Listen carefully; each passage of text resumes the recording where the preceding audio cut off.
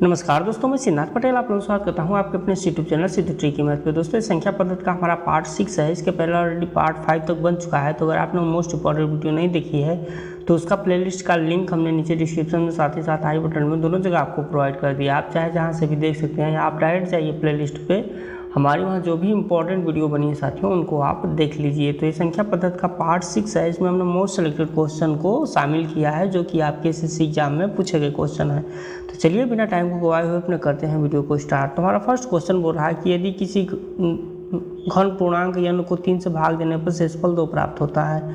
यदि n के घाते 3 को या n के घन को अगर हम 3 से भाग दें तो शेषफल कितना बचेगा। और देख सकते हैं कि एमटीएस परीक्षा, आपके एसएससी एमटीएस परीक्षा 2011 में पूछा गया था। तो बोल क्या रहा है कि एक धन पूर्णांक n को अगर हम 3 से भाग देते हैं तो शेषफल 2 प्राप्त होता है। यदि हम n के घाते 3 को या n के घन को अगर हम 3 से भाग दें तो शेषफल क्या होगा। ठीक है, तो यहाँ पे देखिए हम 3 के तुरंत बाद वाली बड़ी संख्या अर्थात n को अगर हम 3 से भाग देने पर शेषफल 2 प्राप्त होता है। ठीक है, तो 3 के तुरंत बाद वाली बड़ी संख्या हम यहाँ पे कौन सी लेंगे, 5 लेंगे साथियों, 5 लेंगे। अगर हम 5 में 3 से भाग देते हैं तो शेषफल हमारा 2 बचता है, इसलिए यहाँ हम 5 लेंगे। ठीक है, यहाँ पे हम n बराबर कितना ले लेंगे, 5 ले लेंगे। ठीक है, अब बोल क्या रहा है कि n के घाते 3 या n का घन। ठीक है साथियों, n का घन या n के घाते 3 यानी कि 5 का 3 बार गुणा। कितनी बार गुणा साथियों, 5 का 3 बार गुणा। तो 5 का अगर हम 3 बार गुणा करते हैं तो कितना आ जाता है, 125। कितना आ जाता है, 125। और 125 को अगर 3 से भाग दें तो कितना शेषफल बचेगा, यही हमसे बोल रहा है। ठीक है, तो 3 चौका 12, शेष बचा 5, 3 एक कम 3। ठीक है साथियों, तो शेष कितना बचा, 2। कितना शेष बचा साथियों, 2। Option number C. उम्मीद करता हूं कि आपको क्वेश्चन समझ में आ गया होगा। बढ़ते हैं नेक्स्ट क्वेश्चन की तरफ। तो नेक्स्ट क्वेश्चन भी हमारा कुछ प्रीवियस क्वेश्चन की ही तरह है। यहाँ पे जब n को 5 से विभाजित किया जाता है तो शेषफल 2 आता है। तदनुसार यदि n के स्क्वायर को 5 से विभाजित किया जाए तो शेषफल कितना होगा। आप देख सकते हैं कि ये सीजीएल परीक्षा 2011 में पूछा गया था। तो बोल क्या रहा है कि जब n को 5 से विभाजित किया जाता है तो शेषफल 2 आता है। ठीक है, तदनुसार यदि n के स्क्वायर को 5 से विभाजित करेंगे तो शेषफल कितना आएगा। ठीक है साथियों, तो यहाँ पे हम क्या करेंगे, अगर हम यहाँ पे देखें तो n बराबर अगर हम 7 मान लें तो 7 में अगर हम 5 से विभाजित करते हैं तो हमारा शेषफल कितना आता है, 2 आता है। कितना आता है साथियों, शेषफल 2 आता है। ठीक है, तो यहाँ पे क्या बोल रहा है कि n के स्क्वायर को अगर हम 5 से विभाजित कर दें अर्थात 7 के स्क्वायर को हम क्या करें, 5 से विभाजित करें तो शेषफल कितना बचेगा। तो 7 का स्क्वायर कितना होता है, 7 सत्ता 49। कितना होता है साथियों, वो होता है 49। अगर हम 49 को 5 से विभाजित करें तो कितना शेष बचेगा, यही हमसे पूछा जा रहा है। तो 5 9 कितना होता है, 45। तो शेष कितना बचा, 4। कितना शेष बचा साथियों, शेष बचा आपका 4। कितना शेष बचा, शेष बचा है आपका 4। Option number D. उम्मीद करता हूं कि आपको क्वेश्चन समझ में आ गया होगा। बढ़ते हैं नेक्स्ट क्वेश्चन की तरफ। नेक्स्ट क्वेश्चन हमारा बोल रहा है कि यदि n कोई भी 1 से बड़ी प्राकृतिक संख्या हो तो n का स्क्वायर ब्रैकेट में n का स्क्वायर माइनस 1 के नीचे दी गई संख्याओं में से किस संख्या से सदैव विभाजित होगा। और पूछा गया था आपसे सीपीओ परीक्षा 2005 में। तो बोल क्या रहा है कि n कोई भी 1 से बड़ी संख्या हो, यानी कि n का मान यहाँ पे कितना मान लेते हैं, 2 मान लेते हैं। 2 मान लेते हैं तो क्या हो जाता है, वो 1 से बड़ी संख्या हो जाता है। ठीक है, तो आगे क्या बोल रहा है कि n का स्क्वायर और ब्रैकेट में n का स्क्वायर माइनस 1। ठीक है, दी गई संख्याओं में से किस संख्या से सदैव विभाजित होगा। तो देखिए यहाँ पे n का मान कितना हमने माना है, 2, यानी कि 2 का स्क्वायर और ब्रैकेट में 2 का स्क्वायर माइनस 1। ठीक है साथियों, तो 2 का स्क्वायर कितना हो गया, 4, और ब्रैकेट में 2 का स्क्वायर 4 और माइनस 1 किया तो 3, यानी कि 4 गुणित 3। 4 गुणित 3 का मतलब कितना हो गया, 12।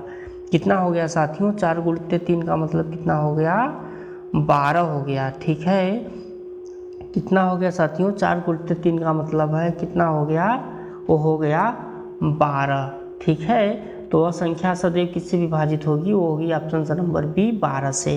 उम्मीद करता हूँ कि आपको क्वेश्चन समझ में आ गया होगा। बढ़ते नेक्स्ट क्वेश्चन की तरफ। नेक्स्ट क्वेश्चन बोल रहा है कि यदि यम तथा यन, जहाँ पे यन क्या हो, एक से बड़ी ऐसी पूर्णांक संख्या हो कि यम के घाते यन बराबर 121 हो, तो ब्रैकेट में यम माइनस 1 ब्रैकेट बंद के घाते यन प्लस 1 का मान कितना होगा। ठीक है, तो यहाँ पे क्या बोल रहा है कि यहाँ पे बोल रहा है कि यम तथा यन, ठीक है साथियों, यम तथा यन क्या है, दो संख्याएं हैं जिनमें क्या है, यन कोई एक से बड़ी संख्या है। किससे बड़ी है साथियों, यन कोई एक से बड़ी संख्या है। ठीक है, तो देखिए अब बोल रहा है कि एक ऐसा पूर्णांक है जो कि यम के घाते यन बराबर कितना हो जाता है, यम के घाते यन बराबर हो जाता है 121। 121 किसका वर्ग होता है साथियों, वो होता है 11 का। ठीक है, तो यहाँ समीकरण में हमसे बोल रहा है कि यन क्या है, एक से बड़ी है, तो यहाँ पे यन का मान कितना हो जाएगा, 2 हो जाएगा। ठीक है साथियों, यम का मान हो जाएगा 21 और यन का मान कितना हो जाएगा, 2। ठीक है, तो यहाँ पे बोल क्या रहा है सवाल हमसे कि ये ब्रैकेट में यम माइनस 1 ब्रैकेट बंद यन के घाते 1। ठीक है, यानी कि ब्रैकेट में यम माइनस 1, ठीक है साथियों, और ब्रैकेट बंद यन प्लस 1। ठीक है, तो इसका मान हमसे पूछा जा रहा है। ठीक है साथियों, तो यम का मान हमारा कितना आया है, 11। ठीक है, तो ब्रैकेट में क्या करेंगे हम, 11 माइनस 1 कर देंगे। ठीक है, यन का मान हमारा आया है 2, तो ब्रैकेट जब बंद करेंगे तो ब्रैकेट के घाते कितना हो जाएगा, 2 प्लस 1 यानी कि 3, यानी कि 10 के घाते 3, यानी कि 10 का कितनी बार गुणा होगा साथियों, 10 का गुणा होगा 3 बार, यानी कि 10 दहा में 100 और दहा में 1000, कितना आ जाता है साथियों, 1000 आ जाता है। ऑप्शन नंबर डी इसका करेक्ट आंसर हो जाएगा। उम्मीद करता हूँ कि आपको क्वेश्चन समझ में आ गया होगा। बढ़ते नेक्स्ट क्वेश्चन की तरफ। नेक्स्ट क्वेश्चन हमारा बोल रहा है कि यदि x, y और z ऐसी वास्तविक संख्याएं हैं ताकि ब्रैकेट में x माइनस 3 ब्रैकेट बंद का स्क्वायर प्लस दूसरे ब्रैकेट में y माइनस 4 ब्रैकेट बंद का स्क्वायर प्लस तीसरे ब्रैकेट में z माइनस 5 ब्रैकेट बंद का स्क्वायर बराबर 0 हो, तो x, y, z बराबर कितना होगा। ठीक है, या x, y, z बराबर कितना होगा। तो देख सकते हैं कि यह SSC आपके CHSL परीक्षा 2008 में पूछा गया था और ये कोई बड़ा सवाल नहीं है, ये चंद सेकंड का सवाल है।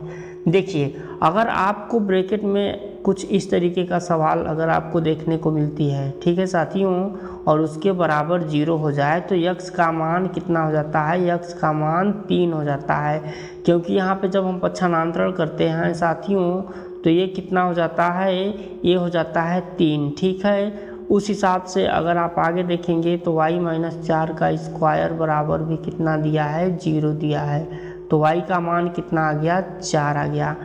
ठीक है, तीसरे ब्रैकेट में आप देख रहे हैं कि z माइनस कितना लिखा है साथियों, z माइनस 5 का स्क्वायर बराबर 0। ठीक है, तो z का मान भी कितना आ गया, z का मान आ गया 5। ठीक है, x का मान 3, y का मान 4 और z का मान कितना आ गया, 5। तो देखिए अब हमसे क्वेश्चन में क्या पूछ रहा है साथियों कि x plus Y plus Z बराबर कितना होगा। ठीक है, यानी कि साथियों आपसे 3 प्लस 4 और प्लस 5 आपसे यही पूछा गया है, तो कितना हो जाएगा साथियों, 12 हो जाएगा। कितना हो जाएगा, 12। ठीक है, ऑप्शन नंबर डी इसका करेक्ट आंसर हो जाएगा। उम्मीद करता हूँ कि आपको क्वेश्चन काफ़ी कम टाइम में समझ में आ गया होगा। बढ़ते हैं नेक्स्ट क्वेश्चन की तरफ, और ये आज की वीडियो का लास्ट क्वेश्चन है साथियों। क्वेश्चन हमारा बोल रहा है कि ब्रैकेट में 122 है कि घाते 173 के गुणनफल में एकक अंक कितना होगा।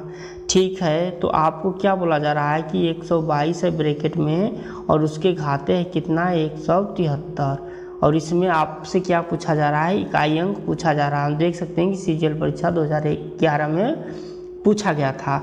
तो अगर आपको ऐसे क्वेश्चन देखने को मिलते हैं तो आप क्या करेंगे, पहले ये जो आपके खाते हैं उसमें आप 4 से भाग देंगे, यानी कि बोले तो 173 में हम क्या करेंगे, 4 से भाग देंगे, तो 4 चौका कितना हो जाएगा, 16, बचा 1 हो गया 13, तो 4 3 कितना होता है, 12।